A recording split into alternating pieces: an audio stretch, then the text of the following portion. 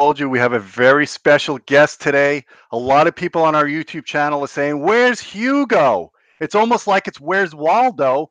but a guy that's Waldo that's jacked up. So without further ado, here's Hugo. Hey, how are you doing, guys? Love to be back over here doing a video with everybody celebrating the 20 years of Audioholics. 20 glorious years, Gene. How do you feel about that? I mean, 20 years. I remember when we were back in engineering and I predicted big things coming your way. Did I not? Yes, you did. You were a prophet. I was Nostradamus, dude. Yeah. No, I mean, I can't believe it's been 20 years, and geez, man, at sometimes I feel old, like Captain Kirk did in Star Trek 2. But then I think about it, we keep ourselves in good shape, we eat well. I kind of feel like at the end of Star Trek 2 when he felt young again after the Genesis planet was born. And we're Exactly. still we're still ready to take on all the bullshit in the industry. We're still here. We're doing well. Our YouTube channel's thriving. So I thought it'd be cool to just give a little history about you and I because we've been together for a long time, man. We've been, workout partners in college. We're in similar classes, both being engineers. Um, do you remember when you came on to Audioholics to help me out? Because we were in dire need about 17 years ago, man. Our site we had no web designer. It was just a string of mess. I totally remember. In fact, it was interesting because it was my brother who taught me a little bit of web design. Because back in the day, the web was so new that, as you remember, Gene, most of the doctors of engineering in my computer engineering department didn't even know how to put a website together. Which is really mind-boggling when you think about it. But I called my brother, and he's like, "Oh man, that's easy. You just use some HTML." So he taught me HTML, and I learned that stuff. And then, when you and I were working together, uh, I told you, it's like, "Hey man, I can totally help you with your site. We can do this change, we can do the other change, etc., etc." And we started working together, and we turned Audioholics into something really, really nice. I remember. Yeah, it was a challenging time, man, and it's still challenging because now I'm using a proprietary content management system that nobody's really using anymore, but it's very secure. It's a system that, like the government uses. So Mhm. it's hard to break through. Not that I'm asking anyone to try to tap into my site. Please don't. Yeah. So, yeah, it's hard to make changes. It's hard to keep up with Google. Google's always a moving target. They're always trying to screw with their algorithm and make you play guessing games as to figure out how to become popular again or how to reinvent yourself again. So, with that challenge, with dealing with Google SEO, which I could do a whole video on in itself, and probably since Google owns YouTube now, they'll probably take it down because of all the freaking negative thoughts I have about that damn place. Let's not digress onto Google and their algorithms. Let's not get our legs broken, dude. I know we're jacked up and stuff, but these people show up with the men in black and we're screwed. I'm more worried about them just freaking turning off the switch and I have no more Audioholics and bye, I'm back in a cube farm. Gone. Cyber heaven. Yeah. So, you and I both came from a similar background. We both worked. If you ever watched the movie The Office Space, that was us, dude. We were sitting in a cube. We were doing TPS reports. CPS It, report. yeah, we had 8 different bosses, and I'm like, you know what? The funny thing about you, Hugo, is you actually had a date when you were quitting your job because we worked together. We both worked at a telecom company together called Paradigm, which is long out of business now. Gone. Gone. Audioholics is lasted longer than Paradigm, okay? That's bad. But you had a date when you were quitting, and you lived by that date. And then you told me a year later you were going to rescue me. Yes, that's right. In fact, I decided to quit December 5 of 2002, actually. And when that day Yep. came, the reason for that date is my birthday. And oddly enough, Gene, it's kind of interesting because the company apparently was in agreement because that was the big day of the big final layoffs because the company got hostile acquisition or some crap like that, right?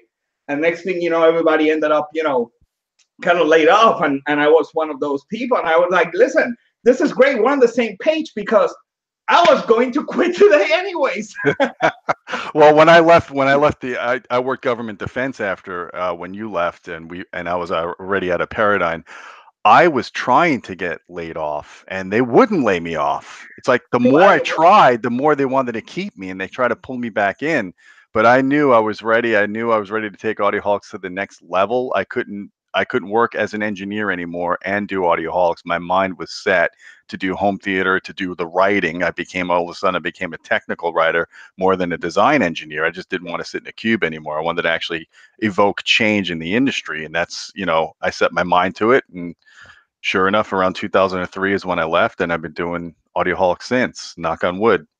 So a year after, just everything as predicted, we laid out the plan all the way back in that summer, that last summer that we spent in engineering school. And I told you when you did that, it was an amplifier, your senior project, I think. It was. I did a full differential class AB amplifier, brought in a speaker and a CD player, and I was playing Depeche Mode, music for the masses, and cranking out the entire engineering department that day. That's when I predicted. I said, listen, Gene, we're going to go ahead and work engineering for a few years. And after that, we're breaking out of the cube.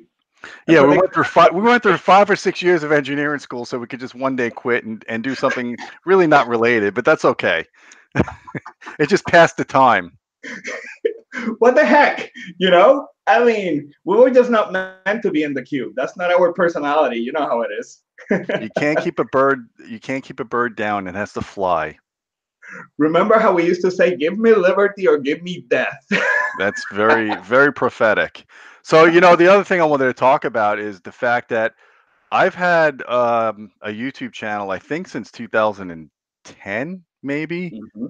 Two, Yes, yeah, around. It's been almost 2010, more or less. 2010's when we started it, but it was kind of like it was just there. I mean, we had it to defense of the people that were working on our YouTube channel. We had Andrew Gash doing the videos along with Clint.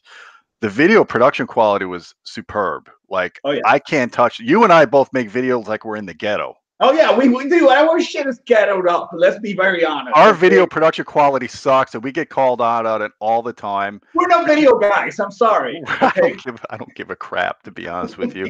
And people could keep complaining all they want, but the point of the matter is, once you and I got involved with this channel, and we had our dialogue back and forth like we're doing now, it was a game changer, man. We watched our subscription rate just go through the roof. We watched the views go through the roof.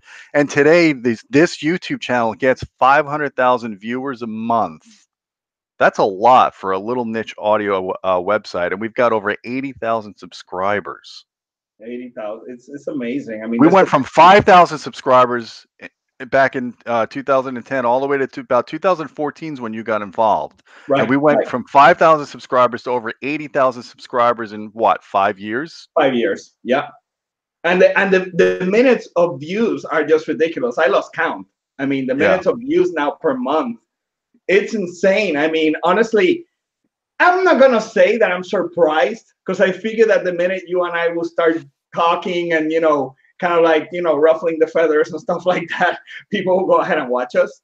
But it was amazing to actually see a thought become a reality, because when you see the numbers completely skyrocket in the way that they did, well, many other YouTube channels tried so hard and they had so much better production quality, and yet the content wasn't there. That's the difference. When the content is not there, I don't care what your production quality is, you're not going to resonate with people, and people are not going to go ahead and come back to watch you. So No, and the thing is, we try to keep it real. We try to keep it informative and entertaining. And I look at what's going on in the industry, or just not even in our industry, but in other industries as well. I mean, look at Arnold Schwarzenegger, for example, man. He's on TikTok now doing these little videos where he's chasing his goat on his bicycle, and he's getting millions of views from it. And it's cracking me up. The guy's 70 something years old, and he's going on to this kind of a kids app. It's a new thing. It's a new thing that's coming on board, and he's already on it, and he's already covering it. And you got to look forward. You got to see what the next trend is, and you got to kind of pick up on it and make it your own. Exactly. And that's one thing that has made Arnold so successful. The guy can adapt, and the guy can see things coming when other people are still sleeping, so he jumps on it immediately. That's why he's been so successful, Absolutely. So I think so the other thing I think that really differentiated our YouTube channel versus the other audio channels, and it's weird because in other industries, like in the car industry, you could get critics that really will rip apart a new car and tell you how bad the car is, or even in the movie industry, you see the bad reviews of movies. But for some reason in the audio industry, everything has to be flowery and chocolatey, and it has to be the best sounding speaker I've ever heard. This new product I got in is better than anything I've ever heard, until next month when the next model comes out. Then that's the best that they've ever heard. And back, was it like 2015 when Dolby announced Atmos? The bouncy speakers, as we It call them, it romper wasn't. room shit. That's the thing, is Atmos is great, and people, we took a lot of flack because they thought we were anti-Atmos. We were never anti-Atmos. We were Never. never an anti-technology, a surround format. I love Atmos. I've got Atmos in 2 out of 3 of my systems currently in my home theater over here in my house. It was the bouncy house crap, the romper room. Yeah, the romper room stuff. It's like that makes no sense. You know how I can create better sound? I take my damn cell phone. I go like this. There you go. I'm bouncing the damn sound, bro. Wow, freaking epic, dude. The- I mean, really? That's the best you can freaking do? Give me a freaking break, what man. cracked me up about that is that most of the press was verbatim repeating the press releases from Dolby as if it was their own or unique idea. The greatest breakthrough in 20 years. That's all I heard about. I heard it on AVS Forum, was lit up their entire website with bouncy house speakers and how this was going to be the greatest breakthrough, better than air condition. Forget about air condition. Forget about the wheel. This is better than the wheel. This That's is how the they made next it step. sound. Next step in audio evolution. Yeah. So, we of course got some of those Atmos speakers in, that little paper wizard cone special that Dolby was licensing to other manufacturers. And we uncovered a little bit of a scam that they were trying to license the technology with an analog crossover, and it was very questionable, the effectiveness of that crossover, the head related transfer function that it tried to simulate, which is already built into the pinna of our ears, and you Exactly. don't need to go through all that craziness. Mhm. And we're sitting here now 5 years later, and I'm wondering to myself, where are all the bouncy house speakers? Gone. The trend disappeared. I just don't see people putting it in their houses. And then I talk to, some of the big companies that sell AV receivers, and they're telling me 90 to 95% of installs are still 5 or 7.1. And the ones that are doing Atmos are usually doing discrete, the better approach, in ceiling speakers. Exactly. Exactly. Because if you want sound from a location, you You put the put it. damn speaker in that location. That's right. And now the other thing that I'm seeing is you're getting people saying, "Oh, I want to add more and more speakers," and they're starting to put, not just 5.1.4, 7.1.4. Now they want to do 9.1.6, and they're trying to do, 15 to 20 channels. And in most home theater rooms that are medium-sized rooms, I'm talking like a 25 by 20 room or a 30 by 20 room. That's a pretty big room. The problem when you start throwing in more than 11 speakers is these speakers are so closely spaced Right. together that you lose the whole benefit of the separation of the different sound sources. Exactly. And it just gets Exactly. all blended together anyway. Well, Gene, you know what's happening? It's the same disturbing trend that you see in competitive bodybuilding. And I'm going to get some flack for this, but I'm going to say it anyways. Bigger is better. And I don't Right. agree with that philosophy. You gotta, it has to be mass with class, mass with quality. Same thing with sound. Not always adding more speakers is the best solution for your particular situation. It really depends on the room acoustics, on the how big the room is, because obviously, like you just rightfully said, if your room is little, there's only so much you can go ahead and handle in terms of speakers and sound. You have a rate limiting factor over there, right? So you gotta think strategically when you're setting up your home theater. That's the ticket right there. And I think a lot of people are just getting caught up with the hype of let's have more speakers, let's have more speakers. But hey, if you live in a little box, no offense, I mean, you cannot go ahead and put more than a regular sound system. That's it. Yeah, Just the way and it is. and in that case, less is more. You really Exactly. have to focus on placement, the quality of the speakers, the setup, getting the right room acoustics and the right positioning of everything really makes or breaks. And the other factor is, even the highest definition audio and video you can get right now is Ultra HD Blu-ray, and the surround is limited to 7.1.4.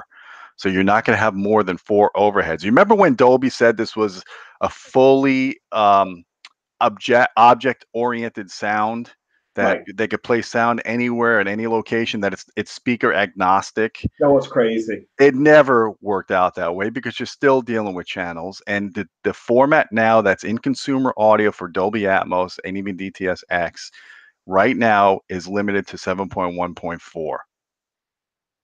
So if you're doing more than 7.1.4 in the home market, you're deriving those extra channels, you're matrixing those channels, which might not be a bad thing, but let's be honest, it's not discrete.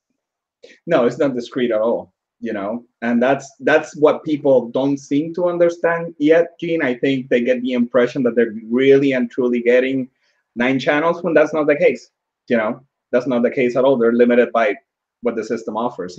Yeah, and I say if you could do 2 overhead speakers at the very minimum, you're ahead of the game because we love Atmos. Like I said, the thing I like about Atmos the most is if you have non-Atmos source material, like if you just have regular 5.1 or even 2 channel, if you're watching like an old Netflix thing that's not in surround sound, the up mixer for Atmos is excellent. And I really think it's an improvement over the past up mixers. And I listen to, various programs that are in 2 channel and I throw it on the Atmos up mixer, and that simulated surround is really damn good with the overheads and everything else. So there's definitely benefit if you're on the fence about going from 5.1 or 7.1 to 7.1.4, and you could put the in-ceiling speakers and get the new receiver. It's well worth the investment. And I'll tell people over and over again, as long as you don't oversaturate your room with speakers. We have various guidelines on our site that tell you the angles that the speakers need to be. And you don't have to follow it like it's a biblical source. You just have to use it as a rule of thumb. A lot of people think you got to have the exact angles. That was what, yeah, that was what always cracked me up about Dolby. When they first came out with Atmos, they had all these very specific angles with the discrete speakers. But then they told you, if you got a bouncy house speaker, put it anywhere. Anywhere works, because apparently, if you remember, Gene, the sound wave was intelligent. Apparently, it has some sort of AI. Put it by your fish tank. Put it in that fish tank. It's gonna come to your ear in the right angle. Yeah. So we had a lot of fun with that, Hugo. Those videos are still popular on our YouTube channel, and of course, we did other stuff. We debunked the cable nonsense, and Yeah. I did a video recently with Don Dunn on why audiophiles hate Bose, and we got 500,000 views on that video, man, in a couple of months. Amazing. So I do want to say, Hugo, I thank you for all your involvement in Audioholics and helping our YouTube channel get popular the way it is, because you were kind of my muse. You got me talking about the stuff. I wasn't as rigid as I used to be. I kind of came out of my shell, and I miss having you on our channel. And I'm gonna try to volunteer you to start coming back, even through Google Hangouts like we're doing now, just to do little guest appearances every now and then, because people keep asking. You're a celebrity, dude. You're internet famous. I'm internet famous. Yes, my fan page, I'm up to 1.1 million people following me on my fan page. Wow. It's crazy. It's because of all the bodybuilding stuff. You're an accomplished author. I mean, now you're a real estate agent. If you want to buy a house, go to Hugo. And I'm coming out with my new book, which incidentally, I'm going to go ahead and give you this new book. It's going to be an ebook. I'm not going through publishers anymore because, let's face it, there's no bookstores to buy books anyways. Yeah. And I'm going to go ahead and give you an affiliate link so you can go ahead and put it on your site. It's a weight loss book for everybody, men and women. So nice. That's what I'm putting together. Well, guys, if you need any advice on diet or bodybuilding, Hugo's your man. Hugo is my equivalent in the fitness industry. Thank you. I appreciate that, Gene. It's amazing. You remember back in the day how we were just you were always giving people advice on audio. I was always giving advice people on fitness. And then you and I came together and we were just like, I don't know, we had like the greatest training sessions ever. I think I should mention that there was a time where we did 10 sets of 10 repetitions of 450-pound squats at the gym. You remember that? Oh, yeah. We did those damn squats for 30 minutes straight. It was you go, I go, you go, I go. I don't even know how many sets we did, dude. It was crazy. 450 pounds. I believe me, the herniations in my back remember that. Oh Lord, that was pretty interesting. But yeah, those were some good days for sure. Well, Hugo, it's great having you here as a guest on this video celebrating our 20 years. Um, I hope you come back every now and then. And guys, like I said, we've had some great writers and great contributors to this site. Unfortunately, I can't get them all on YouTube to acknowledge them. But anybody that's watching, any of our former writers or anyone that's contributed to the Audioholics website and the Audioholics mantra, are pursuing the truth in audio. I thank you guys for being involved and helping me perceive and achieve, I should say, this dream of no BS in audio. So I And hope we could keep this going for another 20 or more years. you know what, Gene? And honestly, I really take my hat off to you because I'm sincere when I tell you that, the reason I join you to help you market the site is because I really believe in the mission of Audioholics. And, it's a shame that we have so many issues with Google and the algorithm and stuff like that, because Audioholics is like the best site out there in terms of the kind of content that is posted. I feel that when people go to Audioholics, even if they're just beginners and they don't know anything about audio, they can become audio experts over the course of time just by reading all the detailed, informative articles of Audioholics. So, now it sounds like I'm marketing the site, which I'm doing, but that's just my true belief that comes from the heart. So, Well, anyways. I appreciate that, Hugo, and of course, you're still involved in the scenes. I keep trying to tell people, "Where's Hugo?" They think I murdered you or something. They think I 86'd you. You're wearing concrete galoshes. I threw you in the East River. No, you know what, guys? I've been super busy not only marketing the Audioholic site, but also at the same time, producing my new books and also working really hard in the real estate industry. So my time has become really, really limited, and that's one of the reasons why you didn't see me on the videos. But no, I'm not dead. In fact, I disappeared from my own Facebook for like 7 months or something, and people were like, "Are you okay? Are you dead or something?" I'm not dead. I'm back. I promised I'd be back, and I'm back. I'll be back. Speaking of which, they're coming out with a new Terminator, man. Isn't that With something? Sarah Connor, with Linda Hamilton's gonna be back as Sarah Connor. Unbelievable. Wow. Isn't that something? Do We'll you see see how the that last goes. one with Arnold on it?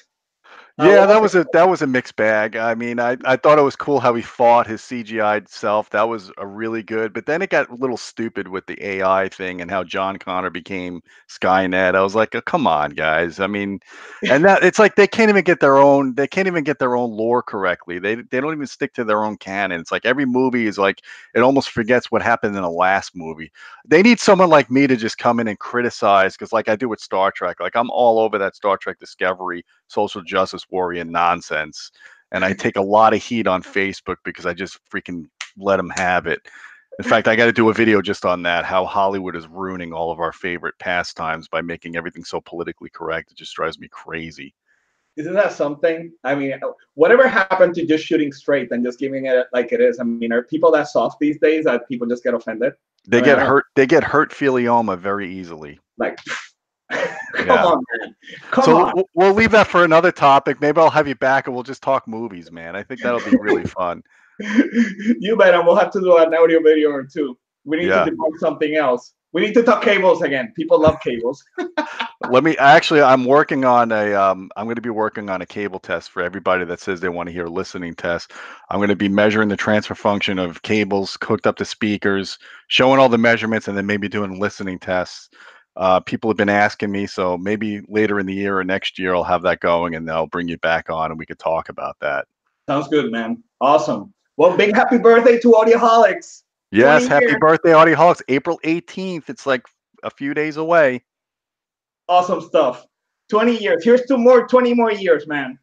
Hopefully by then I'll have the place like on automation, and then we could just sit back and work out or something. Because I don't want to be doing like I don't want to be busting my butt for another 20 years. I want No. to enjoy the fruits of my labor. Hopefully.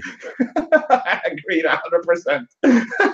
All right, guys. With that said, until next time, Keep keep listening. listening.